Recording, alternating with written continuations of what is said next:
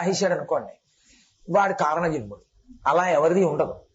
ఎప్పుడో అప్పుడు వంకర టింకరగా రాయడం ఉంటుంది. ఆ తర్వాత కాపీ వ్రాసి తండ్రి చెయ్యి పట్టుకుని దిద్దించి గురువు గారు దిద్దిస్తే వాడికి అక్షరాలు పొందికగా అందంగా వ్రాయడం వచ్చింది. అసలు ముందు వంకర టింకరగా వ్రాయడం వస్తేనేనా పొందిగ్గా వ్రాయడం వచ్చింది?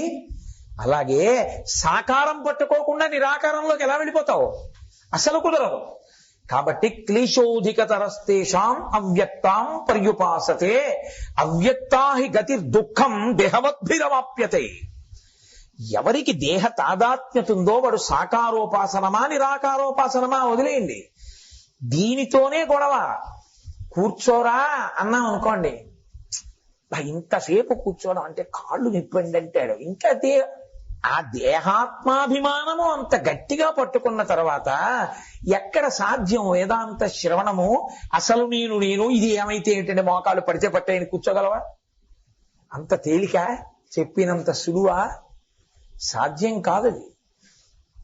కదలకుండా కూర్చుని జపం చెయ్యి అన్నాను అనుకోండి, కదలకుండా కూర్చోవడమే అయ్యి బాబోయ్ అస్సలు ఒక్క 5 నిమిషాలు కూర్చోలేదు. వెంకటేశ్వర స్వామి వారి దగ్గరికి వెళ్తే తోసేస్తున్నారండి అంటాడు. సుప్రభాతం నుంచి ఏకాంత సేవ వరకు కదిలితే వాత పెట్టేస్తాను కూర్చో. ఆయన పాదాల దగ్గర కులశేఖర ఆళ్వారు పడి దగ్గర కూర్చోబెట్టారు అనుకోండి, అక్కడే కూర్చుని ఈవో గారికి అప్లికేషన్ రాస్తాడు, ఇంతసేపు వద్దండి వెళ్ళిపోతానండి. ఉంచితే ఉంచాడని గోల, తోసేస్తే తోసేశాడని గోల. ప్రతిదానికి ఏడవడం గోల పెట్టడం ఒక్కటే అలవాటైన వాడిని ఎవడు ఉద్ధరిస్తాడు? కాబట్టి అసలు దేహాత్మాభిమానం ఉన్నంతసేపు ఏ ఉపాసన పక్కన పెట్టవయా, చాలా కష్టం. ముందు అసలు నేను తెలుసుకునే అభ్యాసమును ప్రారంభం చేసి పండడం మొదలుపెట్టు, ఎట్నుంచైనా తేలికి.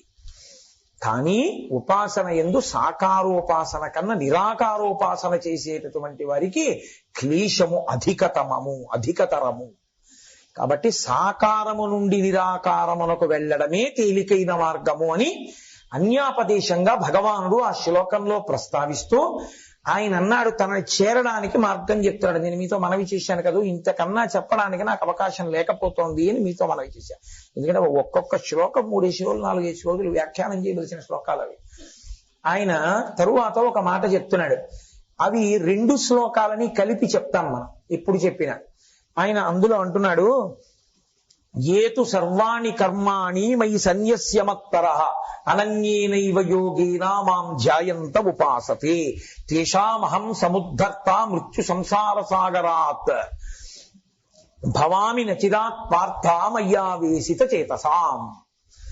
ఆ శ్లోకాలలో భగవానుడు అంటాడు, ఏతు సర్వాణి కర్మాణి మయి సన్యస్య మత్పరః. నీవు చేసేటటువంటి పనులు ఏ ఉన్నాయో ఆ పనులన్నీ నాకే సమర్పణ చేసిన వాడవైతే, ఏతు సర్వాణి కర్మాణి మయి సన్యస్య మత్పరః, నాయందే బుద్ధి పెట్టి నాకు ఇచ్చి, అనన్యేనైవ యోగేన మాం ధ్యాయంత ఉపాసతే. ఇక్కడ ఆయన కొత్త యోగం ఒకదాన్ని తీసుకొచ్చాడు, అనన్య యోగము అన్నాడు. అనన్యేనైవ యోగేన ఇంకా ఏది కాదు, నన్నే పట్టుకుని నన్నే ధ్యానించి నన్నే స్మరిస్తూ అనన్యేనైవ యోగేన మాం ధ్యాయంత ఉపాసతే. ఎవరు అలా ఉపాసన చేసి నన్నే పట్టుకుని ఉంటున్నారో, నన్నే స్మరిస్తూ నా కొరకే కర్మలు చేస్తున్నారో అలాంటి వాళ్ళని తేషామహం సముద్ధర్త మృత్యు సంసార సాగరాత్ భవామి నచిరాత్ పార్థ మయ్యావేశిత చేతసాం. అటువంటి వాళ్ళని నేనే పైకెత్తుచున్నాను.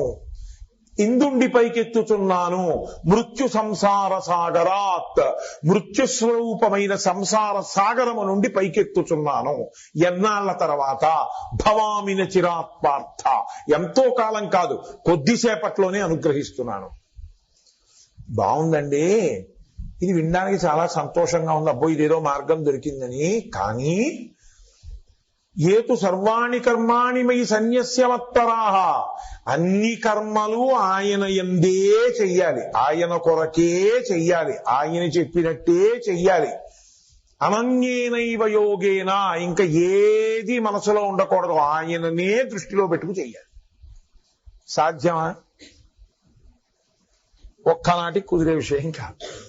ఎందుకంటే పరమశివుడు ఎదురుగుండా నిలబడి వరం ఇస్తే ఏం కావాలయా మీకని అడిగాడు ఒకసారి. అడిగితే స్వామి తొందరగా మోక్షం వచ్చే మార్గం ఏదైనా చెప్పండి అన్నాడు. సరే ఓ పని చెప్తాను చేయండి. జననాత్ కమలాలయే, తిరువారూరులో పుట్టండి మోక్షం ఇస్తాను. ముందు వీళ్ళందరూ సంతోషపడిపోయి వేళ్ళు విరిచేసుకుని తప్పట్లు కొట్టేసేవాళ్ళు కొంతమంది ఉంటారు. అయిందానికి కాని దానికి తప్పట్లు కొట్టేసేవాళ్ళు. కొట్టిన అందులో ఎవడో ఓడు ఉంటాడు తెలివైనవాడు. వాడన్నాడే అని పుట్టడం మన చేతిలో ఉందా? బస్సులో పుట్టచ్చు, రైల్లో పుట్టచ్చు, విమానంలో పుట్టచ్చు, హాస్పిటల్లో పుట్టచ్చు, ఇంట్లో పుట్టచ్చు, వరదలో పుట్టచ్చు. నేను పుట్టినప్పుడు వరదలు వచ్చేది. వరదలు వచ్చి మంచం కోళ్లు కూడా తడిచిపోయినప్పుడు నేను పుట్టానని చెప్పేది మా అమ్మ. కాబట్టి వరదల్లో పుట్టచ్చు, ఎవరు చెప్పగలరు? కాబట్టి పుట్టుక మా చేతిలో ఉందా స్వామి? తిరువారూరులో పుడితే మోక్షం ఇస్తారంటే ఏమిటి ఉపయోగం? మా అమ్మ తిరువారూరు వెళ్ళి కూర్చోవాలి. అందరమ్మలు వెళ్ళి కూర్చుంటారా తిరువారూరులో? అందుకని ఇంకో మాట చెప్పు. పోన్లేరా, పుట్టడం నీ చేతిలో లేకపోతే చచ్చిపోవడం నీ చేతిలో ఉందా? కనీసం మనబడి వరకు చూసేసిన తర్వాత కాశీ వెళ్ళిపో, కాశీలో చచ్చిపో, మోక్షం ఇచ్చేస్తారు. స్వామి అలా అన్నావు కానీ తీరా కాశీ వెళ్ళిన తర్వాత కొడుకు గృహప్రవేశం వచ్చి చచ్చిపోతే అప్పుడు మాత్రం మనవలు వదలద్దా, కొడుకులు వదలద్దా? వాళ్ళు వదలడం కాదు అసలు సంగతి. వీడు వదలలేడు. ఉత్తి హాస్పిటల్లో ఉంటే ఏం తాతగారు కులాసాయ తగ్గిందా ఇప్పుడు అన్నాడు అనుకోండి, డాక్టర్ గారు కులాసాయే, పర్వాలేదండి ఇంటికి వెళ్ళిపోతారు. కానీ నాకేం బతకాలని కాదండి, ఆ మనవడి పెళ్లి ఒక్కటి అంటాడు. ఉత్తి వీళ్ళు లేకపోతే వాడు చేసుకోవడం ఏంటి? ఆ శ్రీశైలం వీళ్ళు ఒక్క అభిషేకం చేసుకుని ప్రాణం పోయినా అంటాం. మనవడి పెళ్లి అయిపోతే అంటాడు ఏం వీళ్ళు లేకపోతే వాడు శుభ్రంగా చేసుకుంటాడు. ఒకవేళ తాతగారు వెళ్ళిపోయి నేను ఎంతమందిని చూశానంటారు. ఏమండి తాతగారు పోయారండి, తాంబూలాలు ఇచ్చేసుకున్నాం, ఈ ఏడాది చేసేసుకుందాం అనుకున్నానండి, చేసేసుకోవచ్చా అండి అని అడుగుతాడు వాడు. ఆ తాత వింటే అలోమని ఏడుస్తాడు. కాబట్టి అదో పిచ్చి, అదో వ్యామోహం. ఏవి ఆగుతాయి, ఏమి ఆగవు. ఆ తర్వాత బైపాస్ వెతుక్కుంటారు. శాస్త్రం పాటించినట్టు ఉండాలి. మళ్ళీ తాతగారి మీద గౌరవం పోయినట్టు ఉండకూడదు.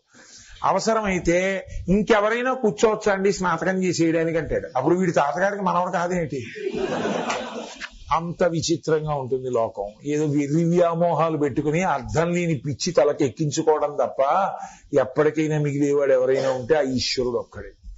కాబట్టి ఎప్పుడు ఆయన్నే పట్టు కూర్చోవడం అంటే ఏంటి? ఆఫీస్కి వెళ్ళొద్దా, ఉద్యోగం చెయ్యొద్దా? 9:30 దాటిపోతేనే ప్రసంగం, వీడేమో ఆపడు, కొంత వింటునో కొంత వింటలేదు, వర్కింగ్ డే, ఆఫీస్కి వెళ్ళాలి అని సతమతం అయిపోయి పాపం వాళ్ళకి